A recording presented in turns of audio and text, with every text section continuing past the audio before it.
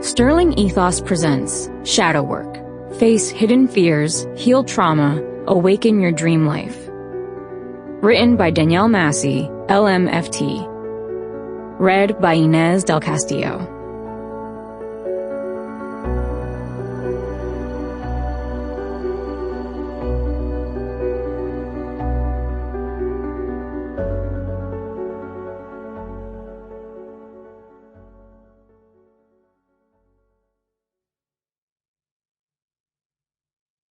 This book is dedicated to my late mentor, Allison Kelsey. Thank you for introducing me to the beauty of shadow work and for always seeing the magic in me. Forward.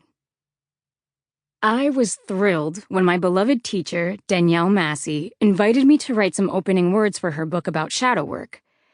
I have been a clinical psychologist in private practice for 20 years, and nothing has impacted me more deeply than working with her to connect to my shadow.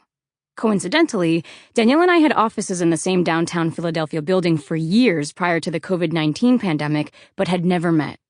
In my decade of graduate work, and in my time working in hospitals, college counseling centers, and residential treatment centers, I have studied everything from neuroscience to cognitive behavioral theory to positive psychology to psychoanalysis.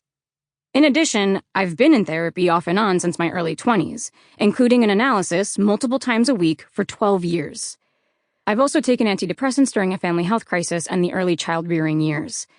I've meditated, done yoga, had acupressure, acupuncture, energy healing, pursued years of psychic training and intuition building, studied my astrology and human design charts, done EFT tapping and neuro-emotional technique, and even trained as a Reiki master. I have been tireless in my pursuit of healing, and each step has brought me more information, more personal insight, and definitely more relief. However, while psychoanalysis and these other healing modalities worked with the edges of my pain, as well as the behaviors I had developed to cope with my pain, it was my introduction to shadow work that allowed me to get to the core of my issues. One of the most difficult points of my healing has been a disturbing relationship with my mother.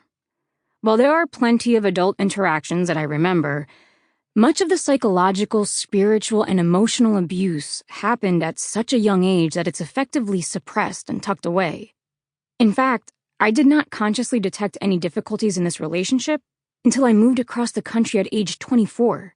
At that point, it slowly started to dawn on me each time I visited home that she... Sample complete. Ready to continue?